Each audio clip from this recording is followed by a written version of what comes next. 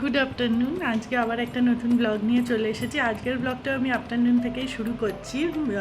আজকে সানডে, আমার সকালবেলা দুটো নাচের ক্লাস ছিল। তারপরে আমার স্নান করা হয়ে গেছে, এখন লাঞ্চ করতে যাব। তো লাঞ্চটা আপনাদের সাথে শেয়ার করব। আজকে বিকেলবেলা আমার আবার প্রোগ্রাম আছে।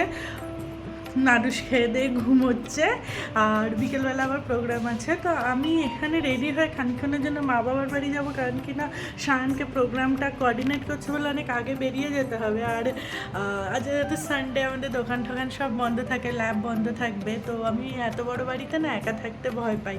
তো এর জন্য আমি মা বাবার বাড়িতে 1 ঘন্টা থাকবো, তারপর সায়ন আবার আমাকে প্রোগ্রামের ওখানে নিয়ে যাবে। তো পুরো ব্লগটা দেখবেন, একটা রিকোয়েস্ট রইল। আর তার সাথে যদি আমার ব্লগটা ভালো লাগে তাহলে প্লিজ লাইক কমেন্ট করবেন আর সাবস্ক্রাইব করতে ভুলবেন না। আজকের লাঞ্চে ছিল ভাত, ডাল, আলু সেদ্ধ, আর ছিল এটা রাত্রের জন্য চিকেনটা, আর পনিরটা রাত্রের। দুপুরবেলা ছিল মোচা, আর সবার জন্য একটা করে ডিমের অমলেট। লাঞ্চ করে এসে একটু রেস্ট নিয়ে নিলাম। এবার আমি মেকআপ করা স্টার্ট করব। এই বছর আমাদের মানে রবীন্দ্র নজরুল সন্ধ্যাই হচ্ছে। আমি ভেবেছিলাম নজরুল গীতির সাথেই নাচ করব, কিন্তু নজরুল গীতির সাথে নাচ করতে গেলে আমাকে ভারতনাট্যমের কস্টিউম করতে হবে এখন।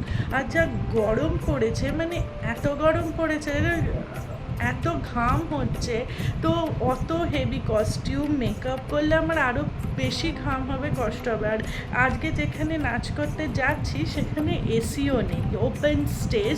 তো আমার মনে হলো যে আমি যদি জায়গাটার সাথে সামঞ্জস্য রেখে, আর যা গরম পড়েছে, আমি যদি একটু লাইট পোশাক বা লাইট কালারের পোশাক পরে করি জিনিসটা, তো হয়তো দেখতে সবার ভালো লাগবে আর আমারও একটু সুবিধা হবে। তাই আমি রবীন্দ্রনৃত্যের সাথে, মানে রবীন্দ্রসঙ্গীতের সাথেই আমি ডান্স করছি, রবীন্দ্রনৃত্যই করব। আমি একদম লাইট কস্টিউম পরেই করব। তো এবার মেকআপ করা শুরু করছি। আমি এখন মা বাবার বাড়িতে খানিকক্ষণের জন্য এসেছি, আর এখানে আমি আমার চুলটা করে নেব। এই যে কিটক্যাট, ও চলে এসেছে, এসে বসে পড়েছে আমার পাশে। আমি রেডি হয়ে চলে এসেছি যেখানে আমাদের প্রোগ্রাম, আর খানিকক্ষণ পরে আমার নাচ আছে। তো এখন আমি একটু ওয়েট করব। শিল্পীরা এসে গান গাওয়া শুরু করে দিয়েছে, তারই কিছু মুহূর্ত আপনাদের কাছে তুলে ধরলাম।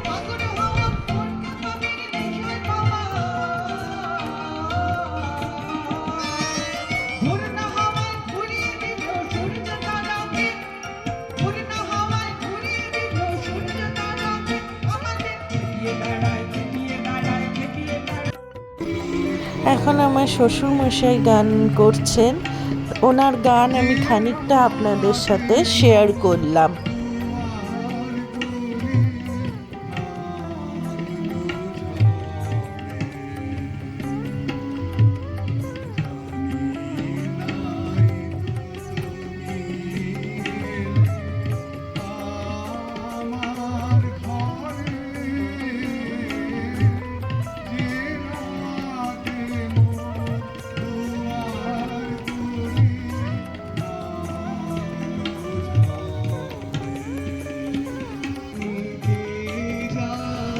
এখন সায়ন স্টেজে গান গাইছে, ওরও গান একটু আপনাদের সাথে শেয়ার করলাম।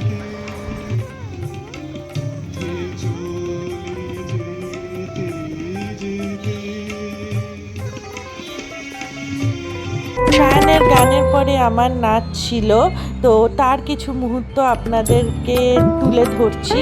আর আমি গানের যে ভলিউমটা লো করে দিয়েছি কপিরাইটের প্রবলেমের জন্য।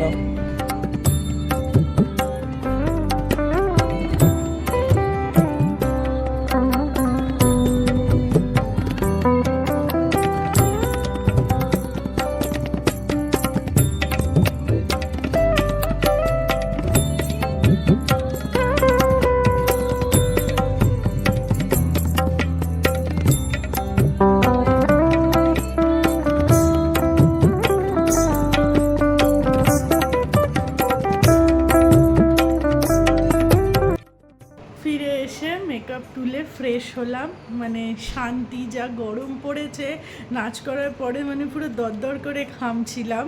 তো যাই হোক, এখন ফ্রেশ হয়ে শান্তি, এবার ডিনার করতে যাব। তো ডিনারে কি কি আছে আপনাদের দেখাচ্ছি। ডিনারে যে কিছু খেতে আর ইচ্ছে করছে না, তাই রুটি, পনির আর একটু মোচা খেয়ে নেব ডিনারের জন্য। ভালো রাস্তা। অ্যামাজন থেকে আমি বলেইছিলাম আমার আরও 2-3টে পার্সেল আসবে, তো আরেকটা পার্সেল এসেছে। এটা একটা মাঝে মাঝেই আমাদের অ্যামাজন থেকে পার্সেল আসে, মাসের প্রথম তারিখগুলোয়। এটা কি আছে আমি বুঝতেই পারি না। এটা কি আছে? কুর্তি।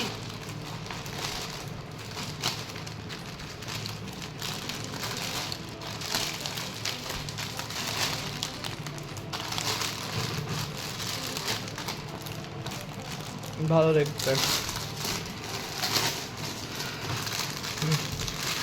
এটা পিওর কটনের কুর্তি আর অফিশিয়াল কুর্তি। হ্যাঁ, এটা অফিশিয়াল। এমনি রেগুলার বাইরেও পরা যায়, দেখতে ভালো। কলেজের জন্য কি একটা রিঙ্কলস করে। রাত 1টা বাজে, নাদুসের খেলা আর শেষ হচ্ছে না, ও সেই মোবাইলে গেম খেলে যাচ্ছে। ওর জন্য আমরাও শুতে পারছি না, বসে রয়েছি।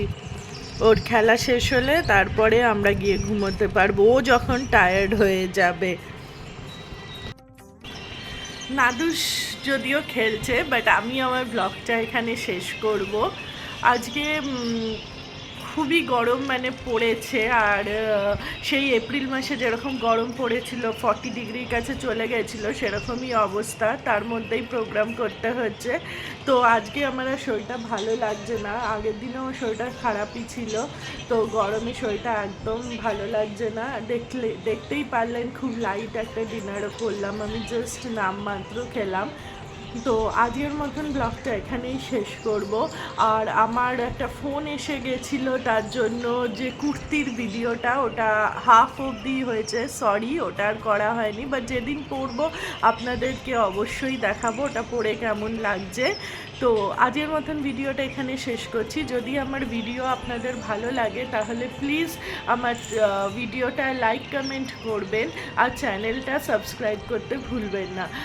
সকলে ভালো থাকবেন। Good night, tata.